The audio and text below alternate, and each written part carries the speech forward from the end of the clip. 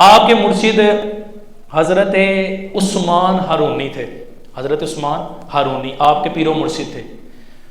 جب آپ خواجہ معین الدین چشتی ان کی بیعت ہونے کے لیے گئے بغداد کے شہر، تو وہاں جا کے اپنے پیر و مرشد کے پاس بیٹھے، تو کثیر مشائخ بھی بیٹھے ہوئے تھے، کثیر مشائخ بیٹھے ہوئے تھے۔ آپ جا کے وہاں بیٹھ گئے تو آپ کے پیر صاحب نے کہا کہ معین الدین 2 نفل ادا کرو، کہتے ہیں 2 نفل ادا کیے۔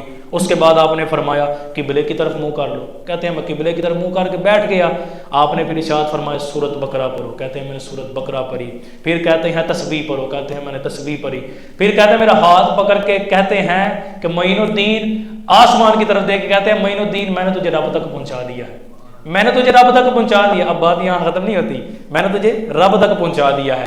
اب کہتے ہیں اس کے بعد آپ نے میرے سر پہ ایک ٹوپی رکھی، ٹوپی رکھنے کے بعد ایک گدری دی اور کہا کہ تم یہیں پر رات گزر جاؤ، یہاں خانقاہ میں ہمارے رات گزارو، عبادت کرو۔ کہتے ہیں جب میں نے عبادت کی، عبادت کرنے کے بعد اب جب دوسرا دن آیا، دوسرے دن آپ کہتے ہیں کہ میں اپنے پیر و مرشد کے پاس گیا۔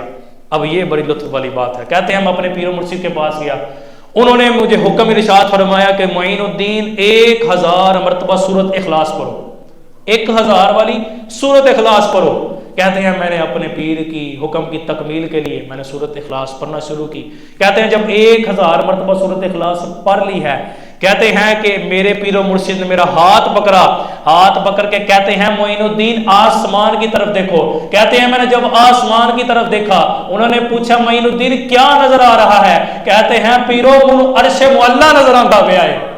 آخر میں آپ نے کہا کہ اپنی انگلیوں کا نا اشارہ کر کے 2 انگلیاں سامنے کر کے کہا معین الدین اس کے درمیان سے دیکھو کیا نظر آتا ہے۔ کہتے ہیں جب میں نے اس کے درمیان سے دیکھا، میرے پیروں نے پوچھا کیا نظر آ رہا ہے؟ میں کیا بزرگوں منو 18,000 مخلوقات نظر آ رہی ہیں۔